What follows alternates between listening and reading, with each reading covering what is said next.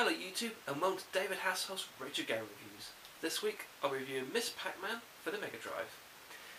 This is a funny game because a lot of people look at it and they think, well, other than the fact she's got a bow, it's just the same character, but it isn't. It's Miss Pac-Man. There's a lot of differences. A lot of them are really, really small, but they do make a huge difference. I mean, one, I know in the arcade version there was, I think, a total of 4 different level layouts and colour themes. And the enemies behaved a lot differently. And also, I think in the original one, there was 2 warp-like zones, but in this version there was 4.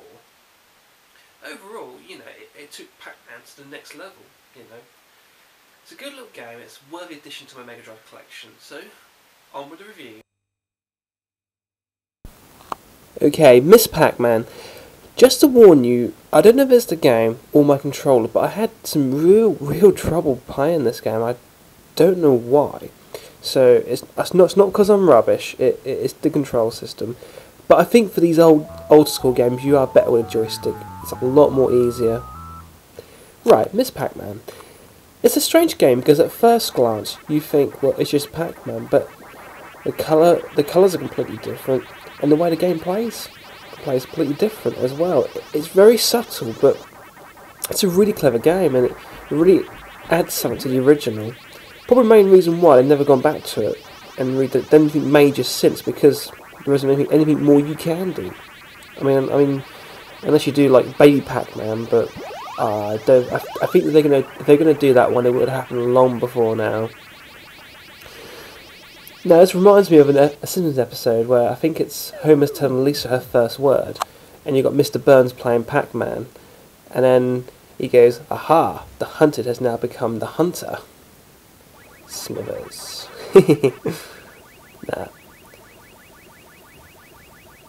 Nah, it's a good classic game. I just wish I could have sorted the controller problems out. It really annoyed me, but I might have to. I'm gonna try it again with another cartridge, because I mean, when I was doing my 2 Crude Dude review, I didn't have any problem whatsoever. So it might be this game. It might just be that when they programmed it, they did a terrible job with the controls, or it could just be my controllers giving up. I'll just do some DIY later on and see how it goes. Now it's a real shame because I really wanted to do a good gameplay video, better than my usual one. Let's just say. But that's the thing, right? I always find that if I was playing a game just for enjoyment and just for myself, I'm a lot better. If I'm doing a review, 1, I've got to have it connected to the computer. 2, I've got a screen a fraction of the size, and I'm more focused on trying to capture something that can be created, into, a review video. And I don't know. I think as time goes on, the process will be refined and it will get better. I mean, when it comes to arcade games, Pac-Man is classic. You think of, classic video games, you think of Pac-Man. And what's funny was, there was a study carried out, and they said that the most recognisable game character of all time, video game character, is Pac-Man. You ask any random person, and everyone knows Pac-Man. I mean, he was the first video game character icon. For Atari, you think of Pac-Man. That's quite funny, actually, because when Atari finally made a Pac-Man game, they totally and utterly bodged it. They did a terrible job. And in a sense, he was kind of like their mascot. It was terrible. And then Nintendo had Mario, and then Sega had Sonic, and unfortunately with Sega, though, in the last few years, they haven't really looked after Sonic that well. Whereas Nintendo, on the other hand, treat Mario with the utmost respect. I mean, you look at these games and you can tell they care about the character. They don't do anything to lessen them, you know. But back to this though. Ooh, Last Life. See, look, I'm trying to move him, but he just... Or her, actually. Oh, not again. Right, Last Life, here I go. See, the thing I'm really struggling is, like, when I get to an up bit, I'm trying to press up, and I'm like, up, up, up! And look, see?